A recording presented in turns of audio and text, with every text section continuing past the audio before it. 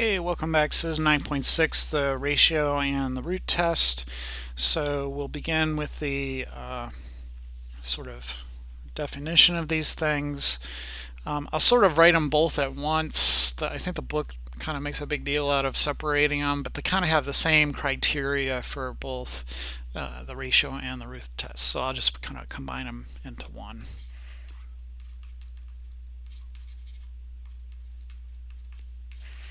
Okay, so for the you're going to be given a series that has non-zero terms. So let the series a sub n be a series with non-zero terms, and then consider one of two things.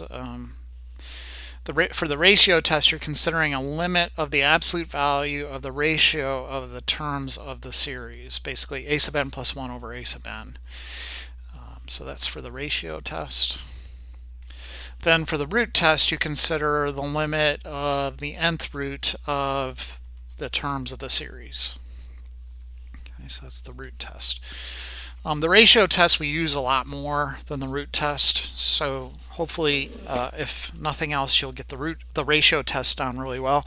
But anyways, you'll figure out those limits, and then based off the limit, you make a conclusion. So first, if the r value is less than 1, the series converges absolutely.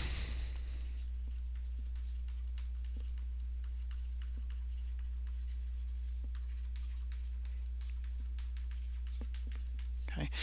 Secondly, then, if the r value is greater than 1 or r equals infinity, then the series diverges.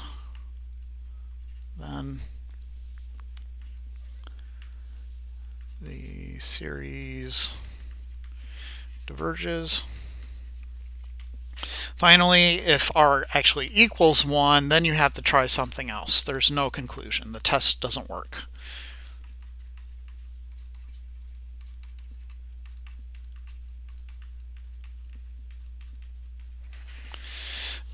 The proof of the ratio test, at least, kind of relies on comparison to a geometric series. Okay. So we begin by kind of making our presumption that this limit is less than 1. So suppose the limit of the absolute value of the ratio of these terms is equal to this r value, which is less than 1. We can then choose a big R. So because the limit exists, we may choose a value of big R such that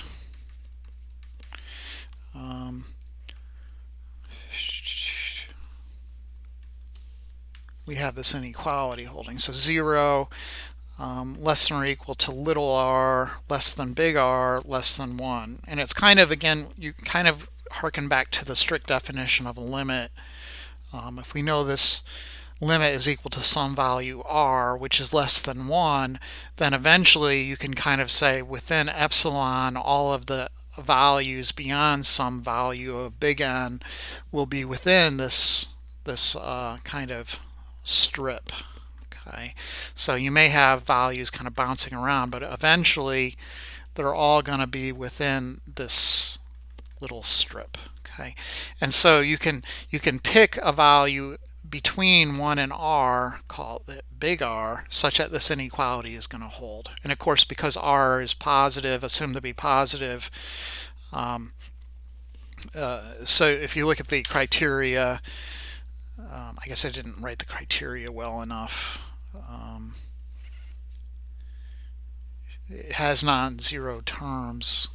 It'll never be negative, so because it's an absolute value, so it has to be greater than or equal to 0 right there.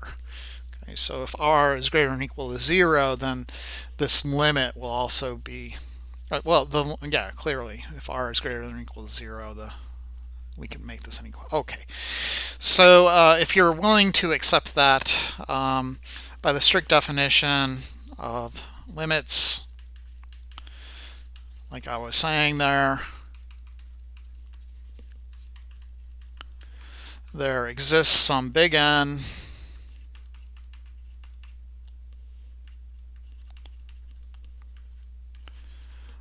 such that, so let me write that out, such that the ratio, this a sub n plus 1 all over a sub n, is less than big R for all n greater than this big N. Okay, so we'll say then, hence, if you have a sub big N plus 1, that thing, you can kind of just say, okay, a sub n big N plus 1, plugging in big N for little n, a sub big N plus 1 all over a sub n will be less than R, and that tells us that the absolute value of a sub big N plus 1 will be less than R times this a sub big N. Okay. Then also we could say a sub big N plus 2 all over a sub big N plus 1 is also going to be less than R, and that will imply that a sub big N plus 2 is less than R times a sub big N plus 1. And then you could multiply that particular inequality by R, and you would have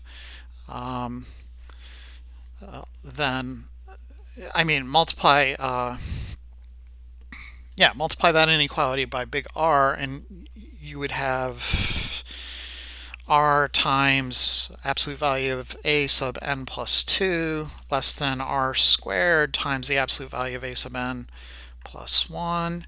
And then you can connect this inequality to this inequality, I think. Well, maybe I should have multiplied the first one by big R. That would have made more sense. Yeah. So if you multiply the first one by big R, you'd have R and then R squared, and then you could combine this inequality with this inequality. I think that's what I want to do. Okay, so sorry about that. Let me get rid of all this junk. So combining that inequality with the one below it, you can see they connect, right? Because it'll be kind of the transitive law of inequalities. So you'll have a sub big N plus 2 will be less than R times the absolute value of a sub big N plus 1, which will be less than R squared times the absolute value of a sub big N. Okay, and then this keeps on going until you kind of can say, in general, a sub big N plus maybe some little n will be less than R to the little n times a sub big N. Okay, so it's kind of like dot, dot, dot, dot, dot. In general, this expression holds true, and so you can do a direct comparison test with these two series. So we note the series of, let's rewrite it a little bit, a sub big N times R to the n is just geometric, going n equals 1 to infinity is geometric, where our R value in this case is big R, and that will be less than 1, which implies it's convergent.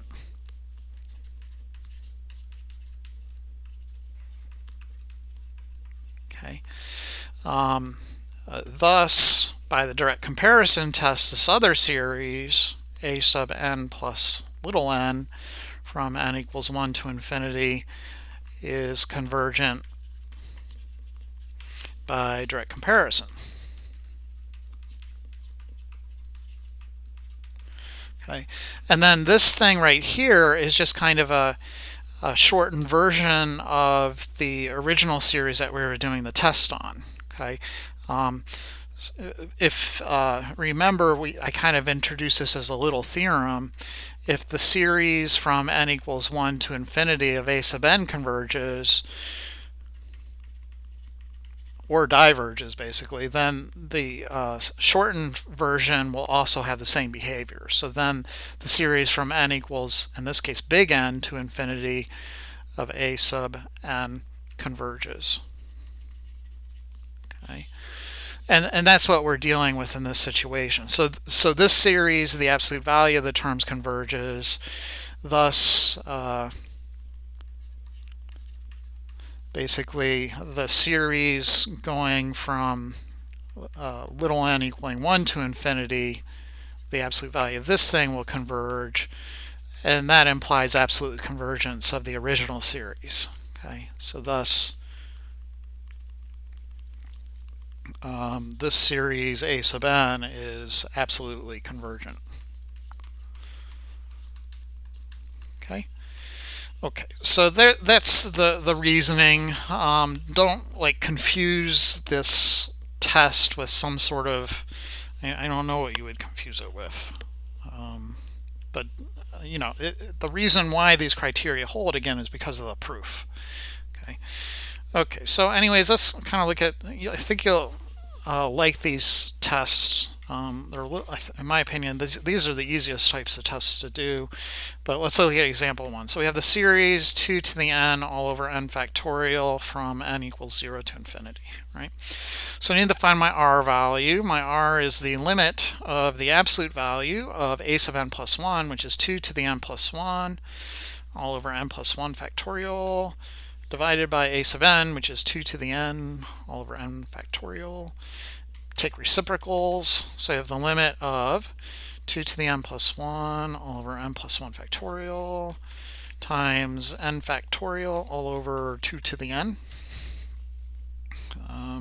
You can rewrite it and make so it's a little easier to kind of deal with it. 2 to the n plus 1 all over 2 to the n times n factorial all over n plus 1 factorial.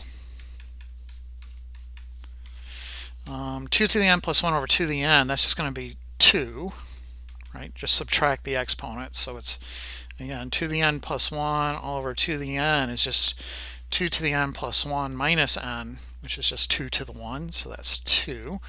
And then times n factorial over n plus 1 factorial. You can use a recursive definition and note that that's the same thing as n factorial all over n plus 1 times n factorial. And then the n factorials would cancel. Or you could just write it out by brute force, noting n factorial is the same as n times n minus 1 times n minus 2, dot, dot, dot, all the way to 3 times 2 times 1.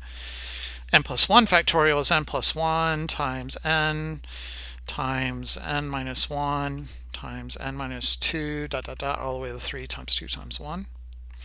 And then you could see a cancellation going on between those guys. So you're just left with the limit of 2 all over n plus 1. You don't even need the absolute values. It's just the limit of 2 over n plus 1. It's always n going to infinity, so that's an L over infinity. In other words, it's going to 0. Whew.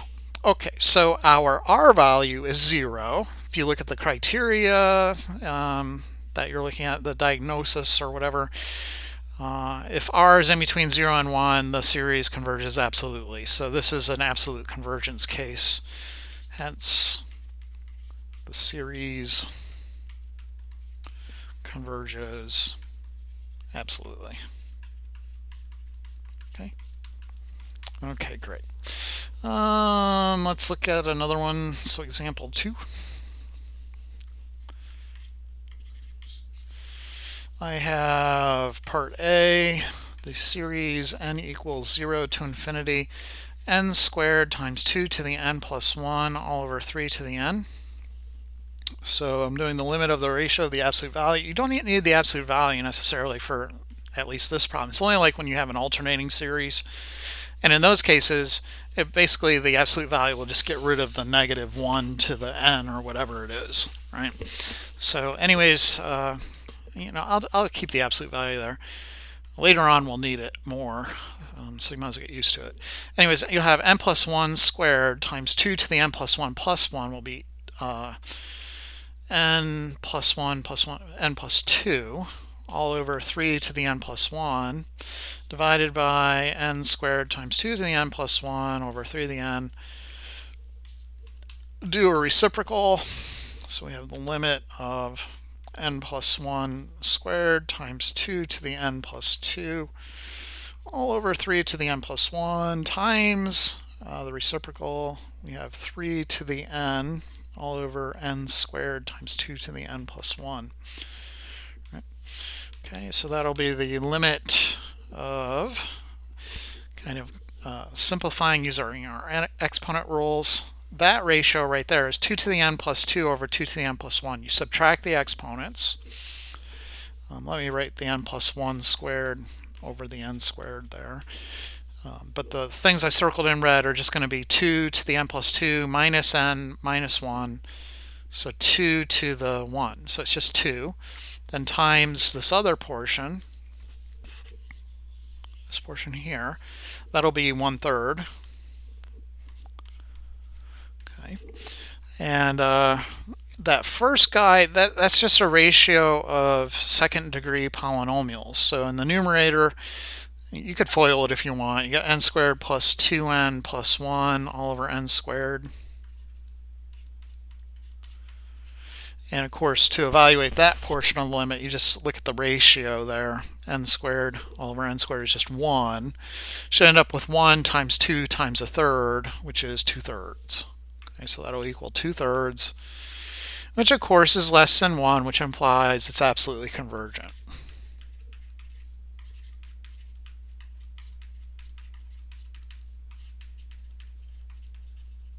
Okay, again.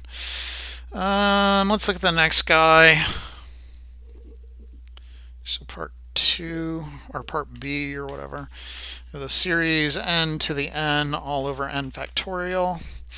So I do the limit of the absolute value of n plus 1 to the n plus 1 all over n plus 1 factorial divided by n to the n all over n factorial. Okay. Take reciprocals. I'll have n plus 1 to the n plus 1 all over n plus 1 factorial times n factorial all over n to the n. We can do some major rewriting, and I kind of know where this is heading, so it may be a little mystical to you why I'm doing this, but first I'm going to break up that n plus 1 to the n plus 1 times as n plus 1 to the n times n plus 1 to the first. Okay. And then I'm going to use the commutative law to put the n to the n in this denominator. And then over here I'll have n factorial all over n plus 1 factorial. N plus 1 factorial is just n plus 1 times n factorial, using the recursive definition. If you want to do the brute force, it'll just be n times n minus 1 times n minus 2, dot, dot, dot, all the way to 3 times 2 times 1, all over n plus 1 times n minus 1 times n minus 2, dot, dot, dot, 3 times 2 times 1. So all of this gunk will divide out. In other words, the n factorials divide out. You just have 1 over n plus 1. Okay, and then the n plus 1s will cancel. So that was the madness that you saw there. Okay, so what you end up with is just n plus 1 to the n all over n to the n. That'll equal n plus 1 over n to the n. And as n goes to infinity, this is the form 1 to the infinity. So we need to do some tricky work and apply L'Hopital's. So this will be the limit as n goes to infinity of e to the eventually n ln of n plus 1 all over n. Okay. If you pass the limit into the exponent, that'll be an infinity times 0. So you can rewrite it as a ratio. You have e to the limit of ln of n plus 1 over n all over 1 all over n. And then you could do L'Hopital's because that's 0 over 0 now. So you have e to the limit of 1 all over n plus. It's a little easier. It might be a little easier to do rewrite this using log rules. So that's really what ln of n plus 1 minus the ln of n, and then take the derivatives of those. Okay, so you get 1 all over n plus 1 minus 1 over n all over the derivative of 1 over n, which would be negative 1 over n squared. Okay, and then use algebra to clean it up. Otherwise, you're going to have kind of a quotient rule issue on your hands when you do the chain rule. So I'll have e to the limit, finding a common denominator then, n all over n plus 1. This is just as annoying though, really. Minus n plus 1 all over, and this should have an n in it. N times n plus 1, that's the common denominator, all over negative 1 over n squared. That'll be e to the limit of n minus 1, so minus 1 all over n times n plus 1 times the reciprocal of negative 1 over n squared, which is negative n squared over 1. And if you look at the expressions there, we can rewrite it, but the limit of n squared all over n squared plus n. And then to find the limit, you just, because it's one of these infinite limits, you just take the limit of n squared over n squared, which is 1, so you get e to the first power. Okay, e is like 2.7 something, so that's greater than 1. In other words, it's divergent. Hence, the series diverges. Okay, let's see what the book did. Yeah, so they have that limit memorized. That's how they were able to pull it off so quickly. 1 plus 1 over n to the nth power is just equal to e. Okay, I expect that most people don't have that memorized. Anyways, yeah, example 3 showing you a failure of the test. So if you apply the test, you'll just end up with 1. So what happens in those cases? You just have to go to a different test altogether. They suggest doing the alternating series test, and you see them finding the derivative to show that the terms of the series are actually decreasing, and then they kind of do the limit there to show it goes to 0, so therefore the terms are decreasing, the limit goes to 0, therefore it converges. Okay. Okay, so then comes the root test. I don't want to spend a lot of time on the root test. I'll do example 4. Usually you do the root test when the terms of your series have a lot of nth powers. So if you look at the series here, the terms e to the 2n. So there's an n in that power, and then below there's also an n in that power. So you could kind of rewrite it as e squared all over n raised to the nth power. And then when you do a root test, that nth power is going to go away. So look, the r in this case will be the limit of the nth root of a sub n, which in this case is e squared all over n to the nth power.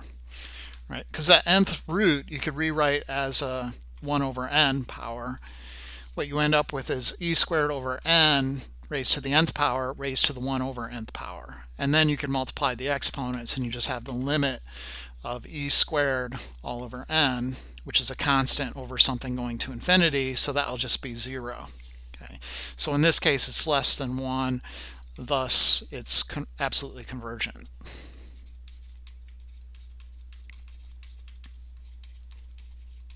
Okay. But like I said, we really don't do too many root tests eventually, so I'm not going to harp on it too much. Let's look at one they did in the exercises here with the root test and make that the quiz. So number 11, I guess, looks kind of nasty. So I have the series n equals 1 to infinity of n factorial to the nth power all over n to the n to the 5th. So you see you could rewrite it as everything to the nth power. It's kind of how you want to approach this at first, at least for what I've seen so far. So you can rewrite this as the denominator is n to the 5th, and then all of that raised to the nth power. Those two expressions are equivalent. Okay. Then your r value will be the limit of this thing, the nth root of that thing. So you get n factorial over n to the 5th raised to the nth power. The nth root will get rid of that nth power, and you're just looking at the limit of n factorial over n to the 5th. And of course that n factorial will just go like gangbusters, so it'll end up going to infinity as n goes to infinity. Okay.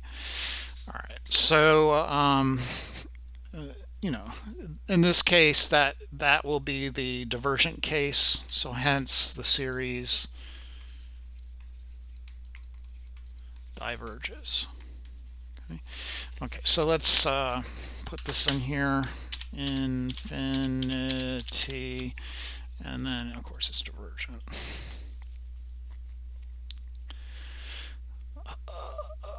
I put it in the wrong box again. And then it's divergent. Okay, so that's the video quiz. Video quiz, and we'll leave this section at that. And as usual, thank you for watching, and we'll see you next time.